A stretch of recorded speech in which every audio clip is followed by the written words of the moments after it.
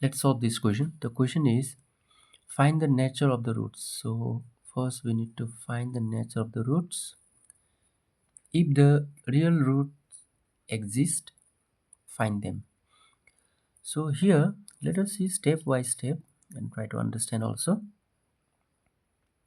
First we will find discriminant. This is from chapter 4 class 10. So first we will find discriminant. So discriminant formula we know D equal to B square minus 4AC. So we'll see what type of value we get. From there only we will come to know what is the nature of the roots. So let us put the value here. Now this ABC value we will get directly from the equation we can take from here. A coefficient of x square, that is 2. This is A. Coefficient of x, that is B. So we have minus 6, and constant part, that is C, we have 3. So this way we can take out ABC from here. Now this value we will put here. B, so minus 6. B square minus 4 into A is 2, into C is 3. So minus into minus is plus already. 6 6 is 36, 4 2 is 8, 8 3 is 24. So 36 minus 24 we have 12. So D we got 12. Now nature of the roots, what we'll write here is like this. Let's see. So when we get positive answer in discriminant, if the answer is positive, that means it is greater than 0. So we'll write this way: since D greater than 0, therefore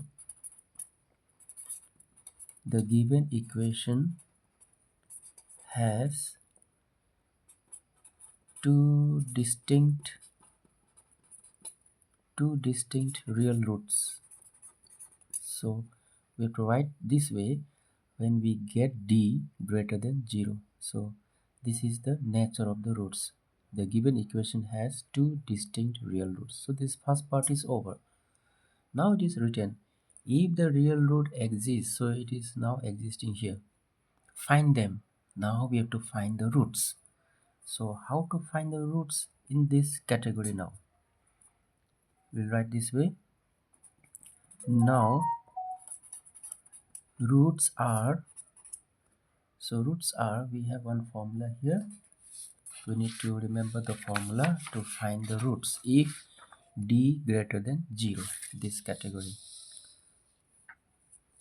So roots are, now formula is x equal to minus B plus minus, I will write together here. One is positive, one will be negative, like that. Square root of B square minus 4AC divide by 2A. So this is the formula to find the roots when D is greater than 0. Now we'll put the value again here. Minus B, it was minus 6 there.